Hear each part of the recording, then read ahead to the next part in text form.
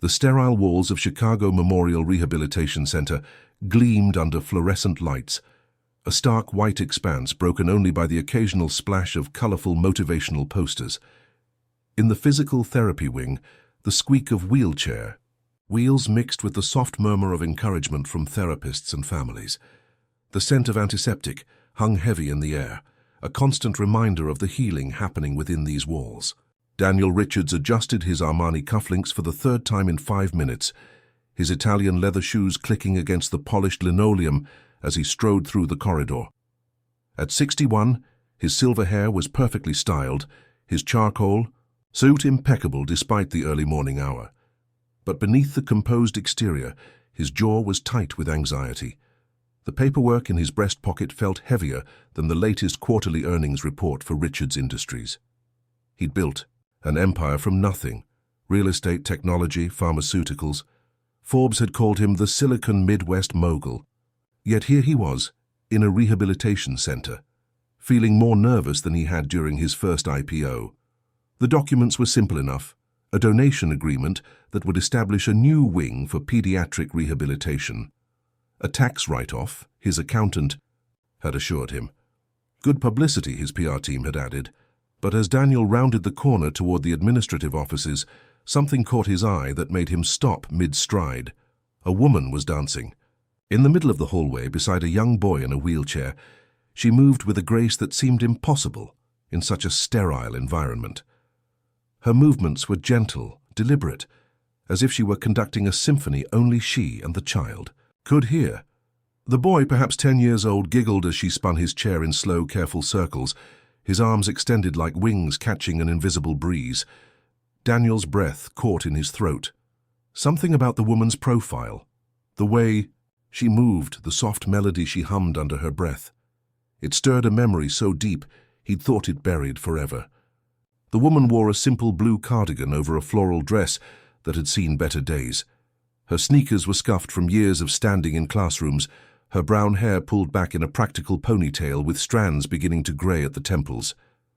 But when she laughed, when that sound filled the hallway, Daniel felt the years collapse around him like a house of cards. It was Clara Elizabeth Bennett, his first love, his only love, if he was honest with himself. 35. Years dissolved in an instant. He was 17 again, holding her hand at the end of Miller's Pond in their small Indiana hometown. She'd been wearing a yellow sundress, her hair loose in waves, as they'd made promises about forever under a canopy of summer stars. Daniel's hands began to shake, and the donation documents crinkled in his grip. How was she here? What were the odds? In a city of 3 million people, what cosmic force had brought them to this moment? The boy in the wheelchair was looking up at Clara, with such pure devotion that Daniel's chest tightened. The child's legs were thin beneath a blue hospital blanket, but his eyes sparkled with the kind of joy Daniel hadn't felt in decades. "Look, Mom, I'm flying!" the boy declared, his voice echoing off the walls. Mom. The word hit Daniel like a physical blow. Of course she was a mother. Of course she'd built a life, a family. What had he expected? That she'd waited 35 years for him to return? Clara hadn't noticed him yet. She was completely absorbed in the moment, in her son, in the simple act of bringing joy to a sterile space. This was so like her, finding wonder in the ordinary, creating magic from nothing. Daniel took a tentative step forward, then another. His expensive shoes felt clumsy on the smooth floor. How did one approach a ghost from their past? What? Words could bridge 3.5 decades of silence? "Clara?" His voice came out as barely a whisper, roughened by emotion and disuse. She turned, still smiling from the dance, and their eyes met for the first time since 1985. The smile faltered. Her hand moved to her throat, a gesture he remembered from when she was nervous about a test or worried about her father's drinking. Recognition dawned slowly in her hazel eyes, followed by shock, then something unreadable. "Daniel." She spoke his name like she was testing its weight, unsure if it was real. The boy in the wheelchair looked between them curiously. "Mom, who's this?" But Clara didn't answer. She was staring at Daniel as if seeing a ghost, and perhaps that's exactly what they were to each other. phantoms from a life that might have been. Daniel's throat felt parched. How did you greet the woman you'd abandoned for ambition? How did you explain a lifetime of choices that had led away from love and toward an empire built on loneliness? I'm here for a meeting, he managed, holding up the donation documents as if they explained everything. With the administration about funding. Clara's gaze dropped to the papers, then back to his face. You're the donor for the new pediatric wing. He nodded, suddenly feeling foolish. Of course she'd know. Probably the whole staff knew about the mysterious benefactor who was writing a check that would transform their facility. This is Lucas, Clara said finally, her hand resting on her son's shoulder. Lucas, this is Daniel. We went to school together a long time ago. Lucas extended his hand with the earnest politeness of a child raised well. Nice to meet you, Mr. Daniel. Did you live in Chicago when you were kids? No, Daniel replied, shaking the small hand gently. We grew up in a small town called Millbrook, in Indiana. That's where Grandpa lived, Lucas's eyes brightened. Before he went to heaven, Mum showed me pictures. Daniel's eyes met Clara's again, and he saw the flicker of pain there. Her father, the man who'd worked double shifts at the plant to keep food on the table. The man who'd never quite approved of young Daniel Richards, with his big dreams and bigger ego. An awkward silence stretched between them, filled only by the distant sounds of the rehabilitation center, wheelchairs rolling, therapy equipment humming, muffled conversations from other families working towards small miracles. We should let you get to your meeting, Clara said finally, her professional teacher voice replacing the softer tone she'd used with Lucas. Wait. The word escaped before Daniel could stop it. Could we talk? After? If you have time. Clara hesitated, her hand still on Lucas's shoulder. I have to take Lucas to his therapy session at 2. After that. Wait, Daniel said quickly. However long it takes. She studied his face, searching for something. Room 147, the family consultation room. 3 o'clock? Daniel nodded, afraid to speak lest his voice betray the tumult of emotions threatening to overwhelm him. As Clara began to push Lucas's wheelchair down the hall, the boy called back, Bye, Mr. Daniel. Maybe next time you can dance with us. The words hit Daniel like an arrow to the chest. Dance. They used to dance in her backyard, to her father's radio playing through the kitchen window. Slow, awkward teenager dancing that had felt like the most natural thing in the world. He watched them disappear around the corner, Clara's faded cardigan the last thing he saw. Then he was alone in the hallway, holding documents that suddenly felt meaningless, surrounded by the ghosts of what might have been. The meeting with the hospital administrators passed in a blur. Daniel signed papers, shook hands, posed for pictures, but his mind was elsewhere. It was in a teenage bedroom, where Clara had helped him with trigonometry. It was at Miller's Pond, where they'd carved their initials in an old oak tree. It was in her father's kitchen, where she'd made him coffee, and spoken of her dreams to become a teacher, to make a difference in children's lives. She'd achieved her dreams. He could see it in the way Lucas looked at her, in the easy confidence with which she'd moved through the rehabilitation center. Clara had become exactly who she'd always wanted to be. Daniel, on the other hand, had no idea who he was anymore. The empire he'd built felt like a monument to emptiness, each success another step away from the boy who'd once believed that having Clara was worth more than having everything else. At 5 minutes to 3, he stood outside room 147, his hand frozen an inch from the door. What could he possibly say to her? How did you apologize for a lifetime of choices? How did you explain that every success had felt hollow because it hadn't been shared with her? He knocked. Come in. Clara was standing by the window, looking out at the parking lot where afternoon sun glinted off car windshields. She'd removed her cardigan, revealing the simple floral dress beneath. Even in profile, she was beautiful, not in the polished way of the women who graced his charity events, but in a way that was real, lived in, authentic. Lucas is with his physical therapist, she said without turning around. He's been making remarkable progress. The doctors say that with the new equipment, She trailed off, finally facing him. But I suppose that's why you're here. The donation. Daniel shook his head. I didn't know you'd be here, Clara. I had no idea. She studied his face as if looking for deception. Millbrook's not that big. You really didn't know your donation would help the daughter of Tom Bennett. The mention of her maiden name transported him back instantly. Clara Bennett, valedictorian. Clara Bennett, who tutored struggling students for free. Clara Bennett, who'd cry at movies and leave flowers on strangers' graves. I haven't been back to Millbrook in 20 years, he admitted. I should have kept in touch with people. Should have known about your father. I'm sorry. Clara nodded, accepting the condolence with the grace that had always defined her. He passed 2 years ago. Cancer. Quick, at least. And Lucas? Her eyes softened as they always did when she spoke of her son. Born with spina bifida, the doctors said he might never walk, but Lucas has never listened to doctors when they tell him he can't do something. She smiled, and for a moment she looked like the girl he'd fallen in love with. He's my miracle. Daniel wanted to ask about Lucas's father, but didn't dare. The absence of a wedding ring spoke volumes, but so much could have changed in 35 years. They sat down at the small table in the center of the room, and the space between them felt vast despite the proximity. Why, Daniel? Clara asked finally, her voice barely above a whisper. Why didn't you call? Write? Something? You just vanished. The question he dreaded had finally come. Daniel ran his hands through his silver hair, realizing that no amount of success had prepared him for this conversation. I was 18, ambitious, terrified, he began, the words feeling inadequate. Harvard called, then that internship in Boston. Every opportunity felt like a door that might close forever if I didn't walk through it immediately. We could have made it work. Could we? He met her eyes.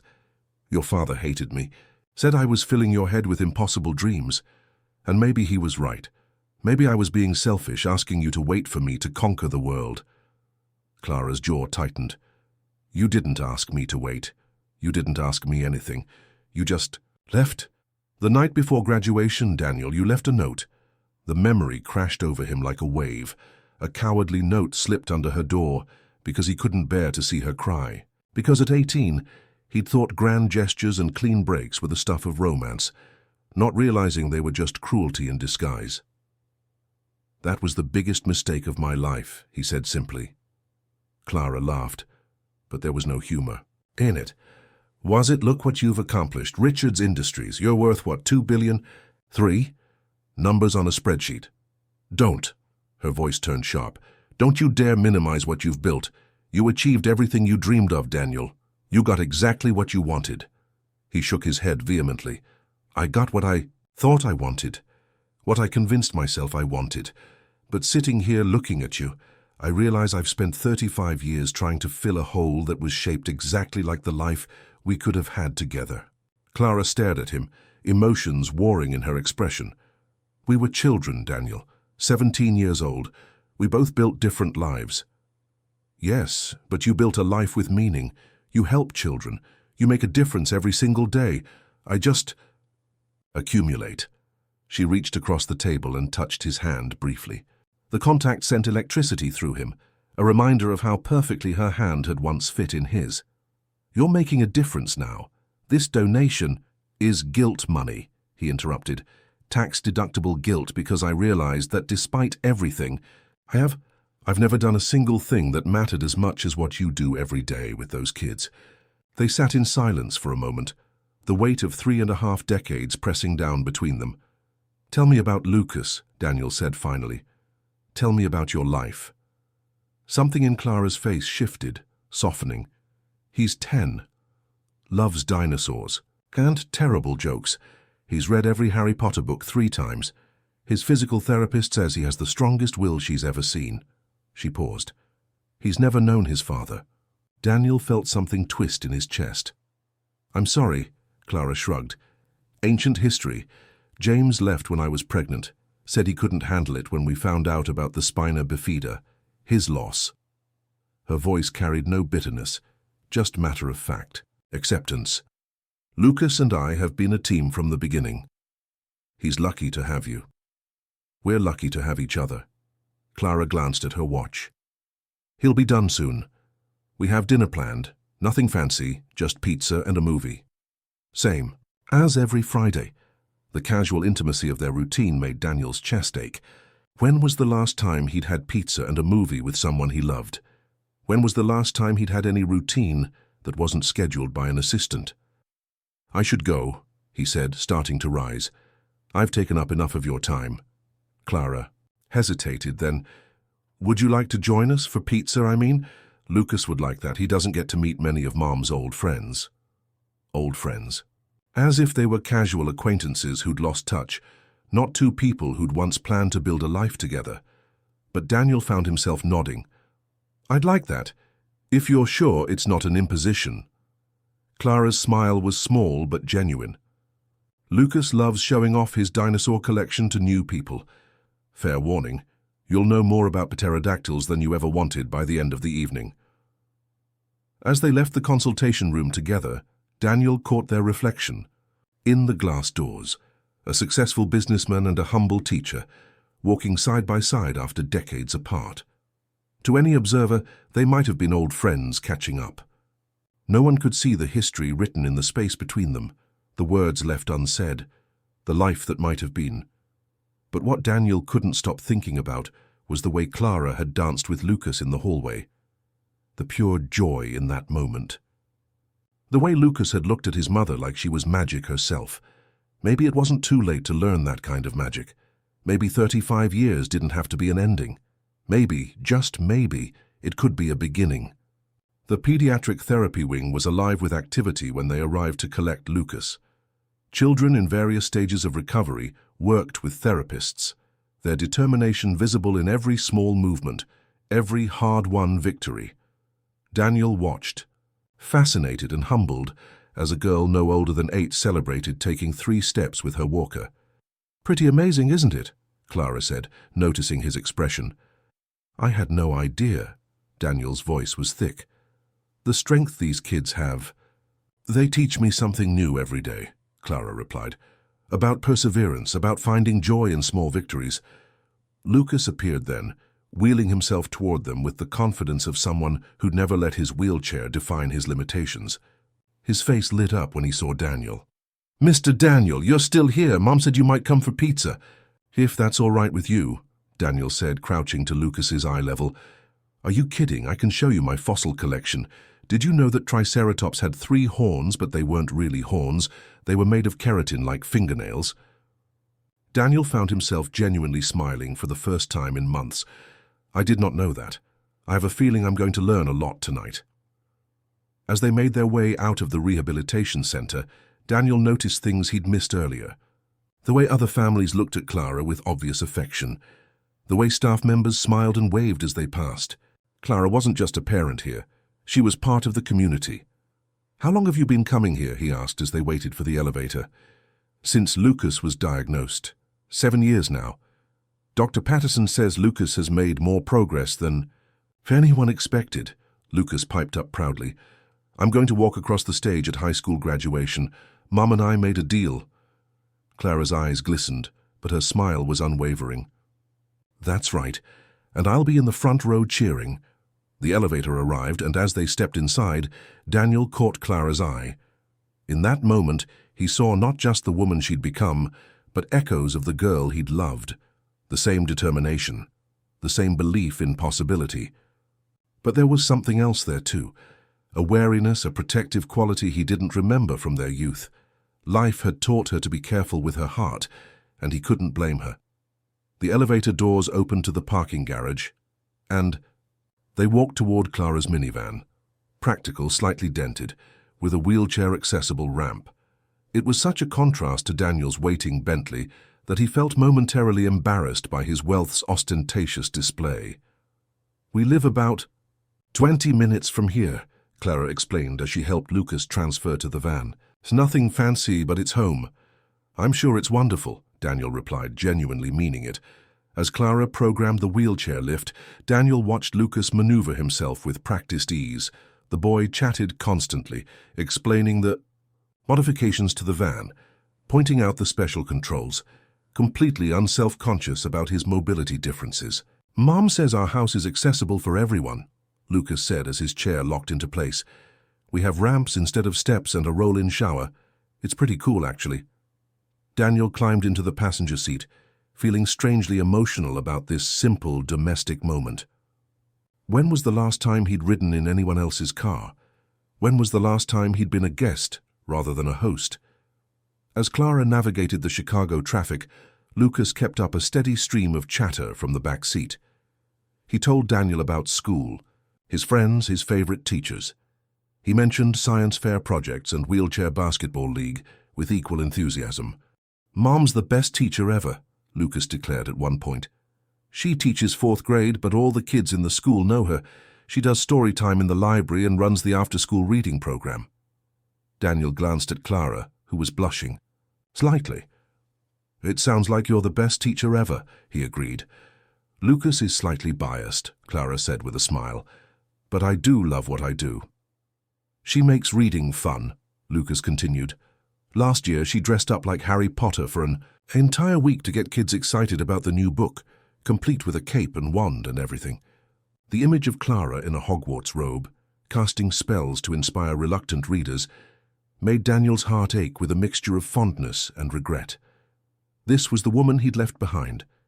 This woman who found ways to make magic in the midst of ordinary moments.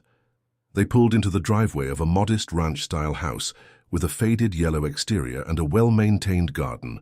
It was the kind of house Daniel's company might acquire and demolish to build luxury condos. But seeing it through Clara's eyes, he understood it was so much more than a piece of property.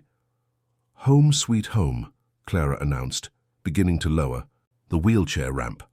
The interior of the house was neat, comfortable, and thoroughly lived in. Photos covered every surface: Lucas at various ages, family gatherings, what looked like school events and field trips. There were no expensive furnishings, but everything had a purpose and showed signs of love. "This is the living room where we have movie nights," Lucas explained, wheeling ahead to show Daniel around. "And over here is Mom's reading corner. She reads at least 2 books a week." Daniel examined the corner Lucas indicated, a comfortable armchair surrounded by overflowing bookshelves, a soft blanket draped over the arm, reading glasses on a side table. It was clearly Clara's sanctuary, her refuge from the world. "Still reading everything you can get your hands on?" Daniel asked. Clara nodded. "Some habits never change, though I read more middle-grade fiction now than I used to. Occupational hazard? Or benefit, depending on how you look at it." They settled in the living room while Clara ordered pizza. Lucas immediately disappeared and returned with a large box that he set on the coffee table with great ceremony. "This is my fossil collection," he announced, lifting the lid. "Some are real, some are replicas, but they're all cool." For the next 30 minutes, Daniel received an enthusiastic education in paleontology from a 10-year-old expert. Lucas's passion was infectious, his knowledge impressive, and his joy in sharing it absolute. Clara watched from the kitchen doorway, and when Lucas paused to dramatically reveal a particularly prized ammonite fossil, she said quietly, "He gets that enthusiasm from his grandfather." Dad could talk for hours about his coin collection. The mention of Tom Bennett brought back a flood of memories. Daniel had been intimidated by Clara's father, a man of few words but strong opinions. Tom had worked at the same factory for 30 years, raised 4 children as a single parent after his wife's death, and viewed young Daniel's ambitions with deep suspicion. "I loved your father," Daniel said, meaning it. "I know he didn't think much of me." "He was protective," Clara interrupted gently, "and maybe he saw something I was too young to see then." Before Daniel could ask what she meant, the pizza arrived. As they gathered around the dining table, Lucas continued his paleontological lecture, seamlessly incorporating cheese pulls and dinosaur facts. Daniel found himself laughing, really laughing, for the first time in months. Lucas's joy was contagious, his curiosity endless, and watching Clara interact with him was a masterclass in patient parenting. "Tell me more about your school," Daniel said between bites. "What's it like teaching 4th grade? Clara's eyes lit up. "It's the perfect age. They're still young enough to believe in magic, but old enough to start asking real questions about the world. And every year brings a new group of challenges and surprises. Like what? This year I have a student who writes the most incredible stories but struggles terribly with math. Another who's dealing with her parents' divorce by becoming the class comedian. 24 different personalities. 24 different needs. It must be overwhelming sometimes, Clara shrugged. Sometimes. But then something wonderful happens. A struggling reader finally gets the hang of chapter books. A shy kid finds their voice during a presentation. Those moments make all the challenges worth it. Daniel thought about his own workday. Bored. Meetings, profit margins, hostile takeovers. When was the last time his work had produced those kinds of moments? When had he last felt that sense of purpose? After dinner, they moved to the living room to watch The Incredibles, Lucas's choice. Daniel found himself sandwiched between mother and son on the couch, a position that felt more natural than it should have after all these years. Lucas provided commentary throughout the movie, making connections between the superpowers and his favorite dinosaurs, asking Daniel if he'd ever wanted to be a superhero. It was the kind of freely associative conversation that children excel at, and Daniel found himself drawn into Lucas's world with surprising ease. Halfway through the movie, Lucas fell asleep against Daniel's arm. Clara smiled and moved to lift him, but Daniel stopped her. "He's fine," he whispered. "I don't mind." They finished the movie in comfortable silence, Lucas's steady breathing adding to the cozy atmosphere. Daniel couldn't remember the last time he'd felt so at peace, so present in a moment. As the credits rolled, Clara carefully transferred Lucas to his wheelchair. "Let me get him ready for bed," she said softly. "You can wait here, or—" "I should probably go," Daniel replied, though he didn't want to leave this warm haven. "It's getting late." Clara nodded, though he thought he detected a hint of disappointment in her expression. "I'll just get him settled and be right back." As she wheeled Lucas down the hallway, the boy drowsily called goodnight to Daniel. "Thanks for coming to dinner, Mr. Daniel. You can come back any time, right, Mom?" "We'll see, sweetie," Clara replied diplomatically. Daniel stood in the living room, surrounded by the detritus of their evening. Fossil boxes, pizza plates, the lingering warmth of shared laughter. On the mantel, he noticed a photo that made him pause. It was Clara on graduation day, wearing her cap and gown, flanked by her proud father. But what caught his attention was what Tom Bennett held in his hands, a larger version of the same photo, showing Clara with Daniel at their junior prom. Tom was smiling in the graduation photo, as if he'd made peace with something. Daniel was still staring at the image when Clara returned. "He kept that picture all these years," she said quietly, following his gaze. "I found it in his things after he died. I think he understood why you left, even if he didn't agree with it." Daniel turned to face her. In the soft lamplight, she looked younger, more like the girl he'd known. But there were lines around her eyes now, silver threads in her hair, a gravity that came from years of responsibility and sacrifice. "Clara, I don't," she said gently. "Not tonight. Tonight was perfect. Let's not complicate it with old grievances." He nodded, understanding. "Thank you. For dinner." "For letting me meet Lucas. He's an incredible kid." "He likes you," Clara said. "That doesn't happen often. Lucas is usually shy around new people. Maybe it's because we have something in common." "What's that?" Daniel smiled. "We both love his mom." The words hung in the air between them, honest and inevitable. Clara's breath caught, and for a moment, Daniel saw the 17-year-old girl who'd once loved him with her whole heart. "Daniel." "I know," he said quickly. "I know it's complicated. I know 35 years changes everything. But I know that being here tonight with you and Lucas is the most alive I've felt in decades." Clara looked down at her hands. "You can't just walk back into my life and expect—" "I don't expect anything," Daniel interrupted. "I'm grateful for tonight, for the chance to apologize, to see who you've become. If this is all we ever have, it's more than I deserve." They stood there in the soft light of her living room, two people separated by decades and choices, but still connected by something that time couldn't quite erase. "I should go," Daniel said finally, moving toward the door. Clara followed him, and as he reached for the handle, she spoke. "Lucas has a wheelchair basketball game on Saturday at the community center on Oak Street. If you wanted to come—" Daniel's heart leaped. "I'd love to. What time?" 10 in the morning. I'll be there." Clara smiled, and it was like sunrise. He'll like that. He doesn't have a lot of people cheering for him. Daniel wanted to say that could change, that he wanted to be one of those people shouting Lucas's name from the bleachers. But it was too soon for such declarations. "Good night, Clara." "Good night, Daniel." He walked to his car. The Bentley looked absurdly out of place in her neighborhood, and sat in the driver's seat for a long moment before starting the engine. Through the illuminated window, he could see Clara moving around her kitchen, probably cleaning up from dinner. This had been the best evening he'd had in years, probably since the last time he'd been truly happy, which was, if he was honest, the last time he'd been with Clara. But more than that, tonight had shown him what his life was missing. Not just love, though that was part of it. It was purpose, connection. The sense that his presence mattered to someone beyond what his money could provide.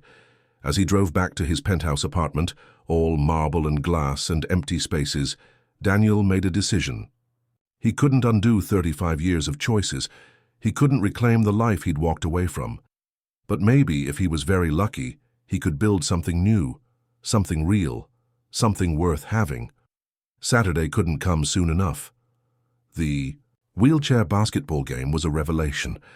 Daniel had never seen anything like it. The speed, the skill, the sheer determination of the young players. Lucas was one of the smallest kids on the team, but his enthusiasm more than made up for his size. Daniel sat in the bleachers beside Clara, cheering with an enthusiasm that surprised them both. When Lucas scored his first basket, Daniel leaped to his feet, shouting congratulations. Clara laughed at his exuberance. "You'd think he'd just won the Olympics." "Didn't he?" Daniel asked, completely serious. After the game, a narrow victory for Lucas's team, they went for ice cream. Lucas regaled Daniel with play-by-play commentary, while Clara watched with bemused affection. "You're pretty good at this," she told Daniel, as Lucas wheeled off to show his trophy to some friends. "At what?" "Being present. I thought you might get bored or restless or start checking your phone." Daniel realized he hadn't thought about work once during the entire morning. "I haven't felt bored in hours. If anything, I feel—" "What? Useful? Is that strange?" Clara considered this. "Maybe, but I think I understand." Over the following weeks, Daniel found himself drawn back to Clara and Lucas's world again and again. He attended school events, helped with homework, learned to cook Lucas's favorite meals. Slowly, carefully, he was becoming part of their routine. It wasn't always easy. There were moments when the weight of their history threatened to overwhelm them. Times when Clara would retreat, protective, walls sliding back into place. Awkward encounters when Lucas asked innocent questions about why Mr. Daniel lived alone in such a big apartment. But Daniel was patient. He'd learned, over 35 years of building a business empire, that the most valuable things took time to cultivate. And Clara was worth the wait. He started making changes in his life. He delegated more at work, trusting his excellent team to handle day-to-day operations. He sold the penthouse and bought a smaller place closer to Clara's neighborhood. He volunteered at the rehabilitation center, using his business skills to help with administrative challenges. "You're different," Clara observed one evening after Lucas had gone to bed. They were sitting on her back porch, sharing a bottle of wine and watching the stars appear over the Chicago skyline. "How so?" "More grounded. You don't seem so wound up all the time." Daniel considered this. "I spent so many years thinking that if I just achieved enough, earned enough, built something big enough, I'd finally be happy. But happiness isn't something you can construct, is it? It's something you have to find." Clara leaned back in her chair. "And have you found it?" Daniel looked at her, this woman who'd anchored his happiest memories and was now becoming part of new ones. "I'm getting there." 6 months after their reunion, the rehabilitation center held its annual fundraising gala. Daniel's donation had made the event possible. but he insisted Clara and Lucas be honored as well. "We represent the families," Clara protested when she learned about the tribute. "You represent hope," Daniel corrected. "You and Lucas and all the families here. You're the reason places like this matter." The night of the gala, Daniel wore his best tuxedo, but felt nervous as a teenager before prom. He'd bought Clara a dress, nothing too expensive or presumptuous, just something that matched her favorite color, the same blue she'd worn to junior prom 36 years ago. When he picked them up, Lucas whistled appreciatively. "You clean. Up nice, Mr. Daniel. You look pretty sharp yourself, buddy," Daniel replied, adjusting Lucas's bow tie. But when Clara appeared, Daniel's breath caught. The blue dress fit perfectly, bringing out the color of her eyes. She'd let her hair down, and the years seemed to fall away. "You look," he began, then stopped, overwhelmed. "Beautiful." Lucas finished for him. "Doesn't she look beautiful, Mr. Daniel?" "Absolutely beautiful," Daniel agreed, offering Clara his arm. The gala was a success. Daniel gave a speech about second chances and the power of community support. Clara spoke about resilience and the strength of families facing challenges together. But the highlight was Lucas, who wheeled onto the stage and delivered an impromptu tribute to all the friends he'd made at the rehabilitation center. "Sometimes people think that because we're different, we're sad," Lucas said, his young voice carrying clearly through the ballroom. "But we're not sad, we're brave, and we're lucky because we know how to celebrate the victories that other people might miss." The applause was thunderous. Daniel found himself wiping away tears, as were most of the attendees. After the formal program, there was dancing. Daniel hesitated. It had been years since he'd danced with anyone, but Clara held out her hand. "I think we owe each other a dance," she said quietly. They moved to the floor, and in Daniel's arms, Clara felt like coming home. The years melted away as they swayed to the gentle music, remembering how to move together. "We're being watched," Clara murmured, nodding toward Lucas, who was grinning from his wheelchair at the edge of the dance floor. "Let them watch," Daniel replied, spinning her gently. "I've been waiting 35 years for this dance." As the song ended, Daniel looked into Clara's eyes. "I need to tell you something." Clara stiffened slightly, recognizing the seriousness in his tone. "I've been selfish," Daniel continued, "coming back into your life, trying to reclaim something I gave up. But seeing you with Lucas, watching how you've built this beautiful life, I don't want to disrupt that. I want to be part of it, if you'll have me. Not as someone trying to recreate the past, but as someone ready to build a future." Clara's eyes filled with tears. "Daniel, I love you," he said simply. "I never stopped loving you. But more than that, I admire the woman you've become. I admire the mother you are, the teacher, the person who finds joy in every small victory. You and Lucas have taught me what real success looks like." Before Clara could respond, Lucas wheeled up to them, his face beaming. "Did you ask her yet, Mr. Daniel?" Daniel blinked in surprise. "Ask her what?" Lucas rolled his eyes with the exasperation only a 10-year-old could muster. "To marry you, duh. You love her, she loves you, and you make her happy. Plus, I could finally have a dad like the other kids." The honesty of it hit Daniel like a thunderbolt. He looked at Clara, whose face had gone pale. "Lucas, honey," Clara began.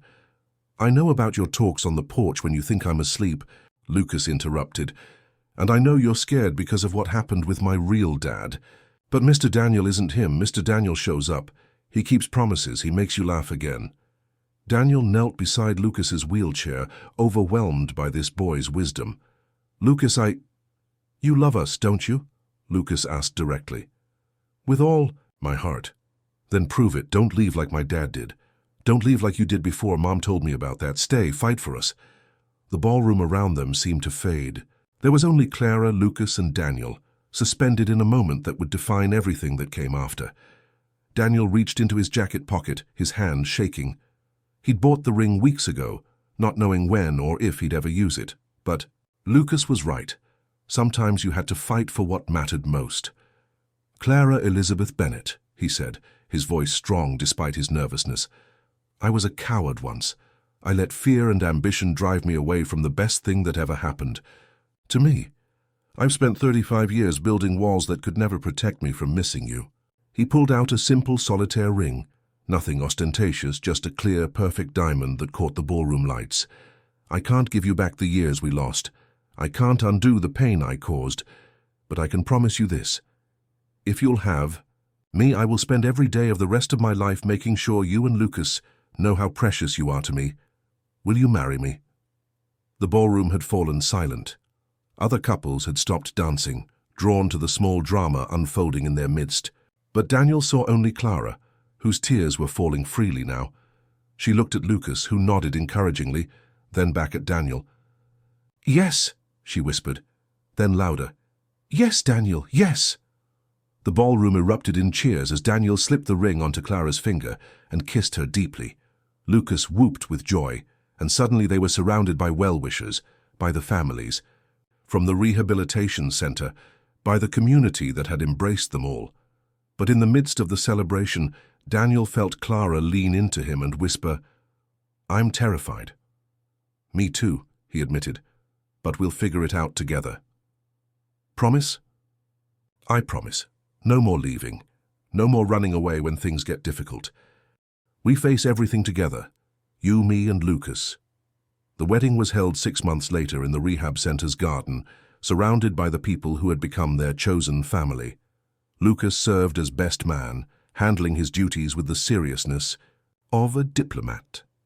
The ceremony was simple, heartfelt, and filled with the kind of joy that comes from love found again after being thought lost forever. During his vows, Daniel spoke about second chances and the courage it takes to risk being vulnerable again. Clara spoke about forgiveness, not just of others but of ourselves, and about the unexpected ways love can reshape our lives. After they were pronounced husband and wife, they shared their first dance as Lucas looked on proudly. Later, all three of them danced together, a family at last. The years that followed weren't always easy.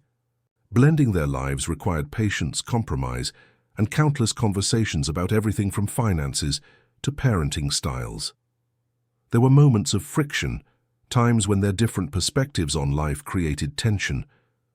But there were more moments of pure joy. Like when Lucas took his first independent steps on his 13th birthday, with Daniel and Clara on either side cheering him on, or when Clara was named Teacher of the Year for the entire school district, with Daniel and Lucas beaming from the audience. Daniel transformed Richards Industries, focusing on companies that made a real difference in people's lives. He and Clara established a foundation that supported children with disabilities and their families. Lucas became the foundation's youngest board member when he turned 16, bringing fresh perspectives to their philanthropic efforts. On their 5th wedding anniversary, as they sat on the same back porch where they'd shared that bottle of wine years earlier, Clara leaned against Daniel's shoulder. "No regrets?" she asked, a question that had become a gentle ritual between them. Daniel kissed the top of her head. "Only that it took us so long to find our way back to each other." "Maybe we needed those years," Clara mused, "to become the people who could make this work." Lucas wheeled out onto the porch, now 18 and preparing for college. "Are you two getting all sappy again?" "Always," Daniel replied with a grin.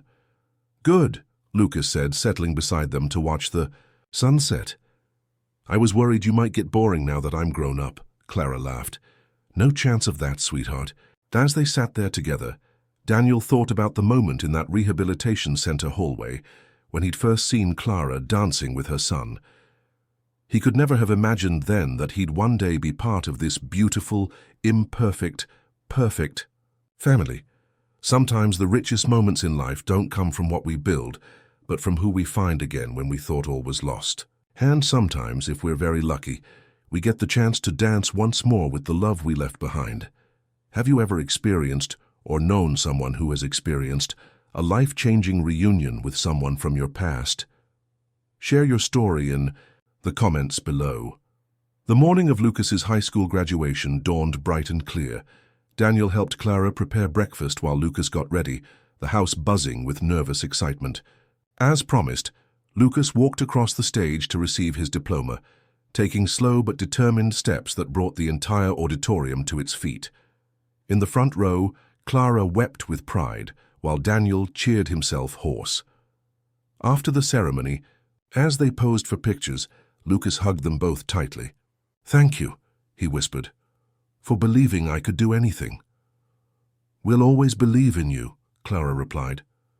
"Both of us," Daniel added, and meant it with every fiber of his being. As they walked out of the auditorium together, Lucas in his cap and gown and Clara and Daniel on either side, Daniel marveled at the journey that had brought them here. He thought about that lost 18-year-old who'd made the biggest mistake of his life by walking away from love. He thought about all the years of building an empire that felt empty compared to this moment. But most of all, he thought about second chances, about the courage to love again, and about the dance that had brought them all together. The future stretched ahead of them, full of possibility. Lucas would go to college, studying to become a doctor, specializing in rehabilitation, medicine. Clara would continue teaching, touching more lives than she'd ever know, and Daniel would be there for all of it, finally understanding that true wealth wasn't measured in bank accounts or stock prices, but in the moments that took your breath away with their simple perfection. As they reached the parking lot, Clara took both Daniel's and Lucas's hands. "How about we go home and celebrate with pizza and a movie?" she suggested. "Just like old times." "Sounds perfect," Daniel agreed, squeezing her hand. "As long as I get to pick the movie this time," Lucas added with a grin. "And Mom, no crying during the emotional parts." "No promises," Clara laughed. They climbed into the minivan. Daniel had learned to drive it, though he drew the line at selling his Bentley entirely, and headed home. As they drove through the familiar streets of their Chicago neighborhood, Daniel reflected on how profoundly his life had changed. He still worked, still managed his companies, but now he understood the difference between success and significance. Success was about accumulation. Significance was about impact. And the greatest impact he'd ever made wasn't on a boardroom or a market, but on this small family who'd taught him how to love again. They spent that evening exactly as Clara had suggested, eating pizza, watching a movie, Lucas's choice, a dinosaur adventure that had them all laughing, and simply being together. As the credits rolled and they began to clean up, Daniel caught Clara's eye. "This is what I was searching for," he said quietly. "All those years of building and acquiring and achieving, I was trying to construct this feeling. But you can't construct belonging. You can't buy satisfaction. You just have to be brave enough to embrace it when it finds you." Clara moved to him, wrapping her arms around his waist. "I'm proud of you, for being brave enough to come back, for being patient enough to let us find our way to each other again." Lucas wheeled over and joined their embrace, completing their family circle. "Group hug," he declared, something that had become a tradition in their household. As they held each other in the soft light of their living room, surrounded by the comfortable chaos of their shared life, Daniel sent up a silent prayer of gratitude for second chances, for Clara's forgiveness, for Lucas's open heart, for the dance that had reunited them, and the many dances yet to come. The story that began with a broken-hearted 18-year-old leaving for college and a grieving billionaire in a rehabilitation center had become something none of them could have imagined, a testament to the enduring power of love, the possibility of redemption, and the truth that it's never too late to change your life. They had found their way back to each other across decades of separation, guided by a dance between a mother and son in a hospital hallway. And in doing so, they had discovered that the most valuable treasures couldn't be bought or built. They could only be loved, nurtured, and cherished. As they finally headed to bed, Daniel took one last look around their home. Every photograph, every worn piece of furniture, every mark on the wall where Lucas had grown taller, told a story of love enduring, growing, and transforming. Tomorrow would bring new challenges, new adventures, new moments to cherish. But tonight, as Daniel kissed his wife goodnight and said, "I love you," to his son, because that's exactly what Lucas had become to him, he knew with absolute certainty that he was exactly where he belonged. The dance was far from over. In fact, Daniel suspected it was just beginning. "Congratulations, type 7 in the comments, so I know you stayed with me until the end. Thanks for watching, and I'll see you in one of the stories on your screen.